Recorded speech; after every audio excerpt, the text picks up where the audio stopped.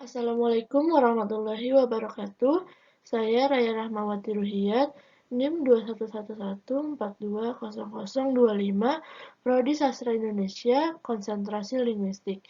Saya akan memaparkan materi mengenai kedwibahasaan dan diglosia. Kedwibahasaan 1. Dalam buku Sosiolinguistik karya Abdul Khair dan Leonie Agustina.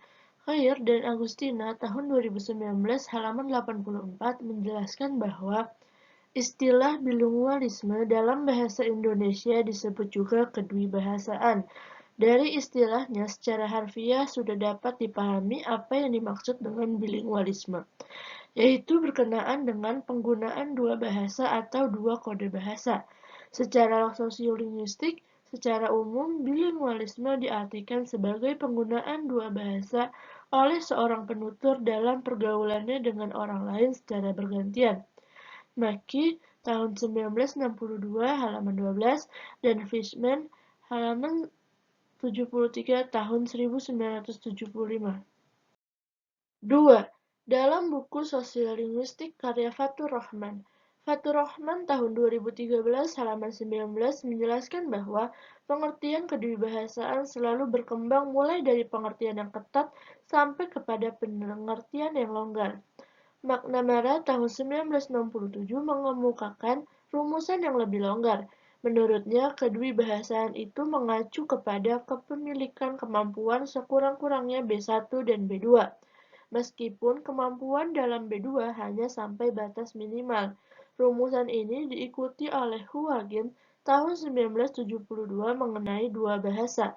Ini berarti bahwa seorang dwibahasawan tidak perlu menguasai B2 secara aktif produktif sebagaimana dituntut oleh Bloomfield, melainkan cukup apabila ia memiliki kemampuan reseptif B2. Huagin tahun 1972 merumuskan kedwibahasaan dengan rumusan yang lebih longgar, yaitu sebagai tahu dua bahasa. Seorang dwibahasawan tidak harus menguasai secara aktif dua bahasa. Penguasaan B2 secara pasif pun dipandang cukup menjadikan seseorang disebut dwibahasawan. Mengerti dua bahasa dirumuskan sebagai menguasai dua sistem kode yang berbeda dari bahasa yang berbeda atau bahasa yang sama. 3. Dalam Kamus Linguistik edisi keempat, karya Harimurti Kridalaksana. Kridalaksana tahun 2009 halaman 36 menjelaskan bahwa bilingualisme atau kedwibahasaan adalah penggunaan dua bahasa atau lebih oleh suatu masyarakat. Diglosia 1. Dalam buku Sosiolinguistik karya Abdul Khair dan Leonie Agustina. Khair dan Agustina tahun 2019 halaman 92 menjelaskan bahwa kata diglosia berasal dari bahasa Perancis diglosi yang pernah digunakan oleh Marcais, seorang linguis Prancis. Ferguson menggunakan istilah diglosia untuk menyatakan keadaan suatu masyarakat di mana terdapat dua variasi dari satu bahasa yang hidup berdampingan dan masing-masing mempunyai peranan tertentu. Ferguson memberi pengertian: 1. Diglosia adalah situasi kebahasaan yang relatif stabil, di mana selain terdapat jumlah dialek-dialek utama, lebih tepat ragam-ragam utama, dari satu bahasa terdapat juga sebuah ragam lain. 2. Dialek-dialek utama itu diantaranya bisa berupa sebuah dialek standar atau sebuah standar regional. 3. Ragam lain, yang bukan dialek-dialek itu memiliki ciri: 1. Sudah sangat terkodifikasi, gramatikalnya lebih kompleks, merupakan wahana kesuksesan tertulis yang luas dan dihormati, dipelajari melalui pendidikan formal, digunakan terutama dalam bahasa tulis dan bahasa lisan formal, dan tidak digunakan oleh lapisan masyarakat manapun untuk percakapan sehari-hari. 2. Dalam buku Sosiolinguistik karya Fatur Rahman.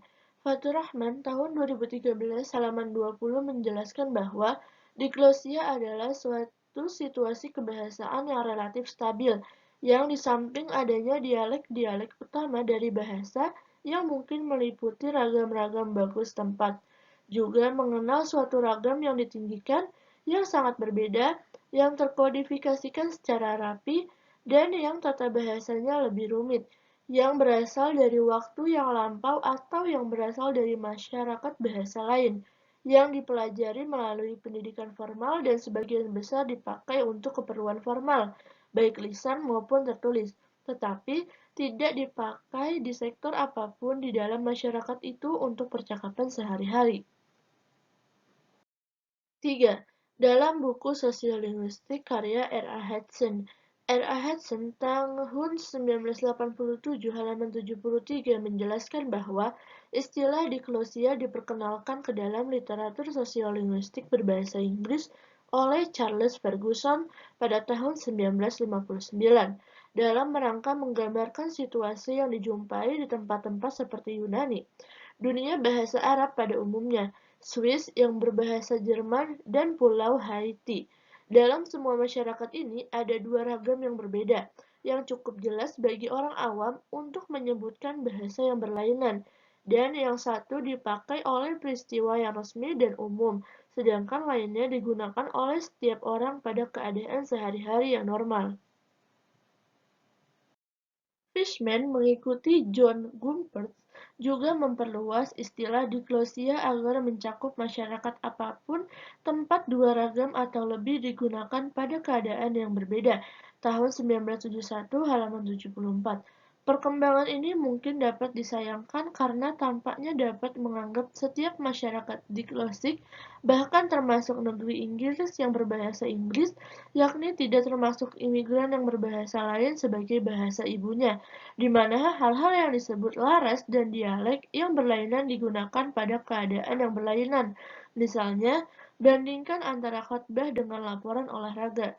Nilai konsep diglosia adalah bahwa konsep itu dapat digunakan dalam tipologi sosiolinguistik, yakni dalam klasifikasi masyarakat menurut jenis keadaan sosiolinguistik yang ada pada masyarakat tersebut, dan diglosia menunjukkan kontras yang mencolok dengan jenis keadaan yang dijumpai di negara-negara seperti Inggris dan Amerika Serikat yang dapat kita sebut dialek sosial untuk menunjukkan bahwa ragam tersebut adalah dialek sosial, bukan laras. Berikut adalah daftar pustaka dari materi kedwibahasaan dan diglosia. Sekian dari saya, kurang lebihnya mohon maaf. Terima kasih. Wassalamualaikum warahmatullahi wabarakatuh.